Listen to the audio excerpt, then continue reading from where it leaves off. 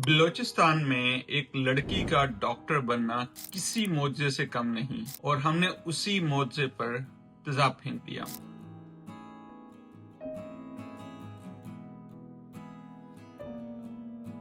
जरा सोचें, एक लड़की जो ऐसे माशरे में परवान चढ़ी जहां बहुत सी बच्चियां स्कूल तक नहीं पहुंच पाती, जिसने बरसों की मेहनत, कुर्बानियां और रुकावटें अबूर करके डॉक्टर बनने का ख्वाब पूरा किया, वो आज अपने मरीजों की खिदमत करते हुए तेजाब के निशाना बन गई। गोली एक लम्हे में जख्मी करती है, मगर तेजाब इंसान को बरसों तक जलाता है। सवाल सिर्फ ये नहीं कि हमलावर कौन था, सवाल ये है कि हम ऐसे माशरे में कब तब्दील हो गए जहां अपनी बेटियों, अपने डॉक्टर्स और अपने हीरोज को भी महफूज नहीं कर पाए। अगर आज एक महानूर के लिए आवाज ना उठाई तो कल एक और महानूर होगी। वो आपकी बेटी भी हो सकती है, आपकी बहन भी हो सकती है। बलूचिस्तान में एक लड़की का डॉक्टर बनना मुश्किल था, लेकिन शायद डॉक्टर बनकर महफूज रहना इससे भी ज्यादा मुश्किल है। ये सिर्फ एक डॉक्टर पर हमला नहीं, ये हर उस लड़की के ख्वाब पर हमला है जो तालीम हासिल करके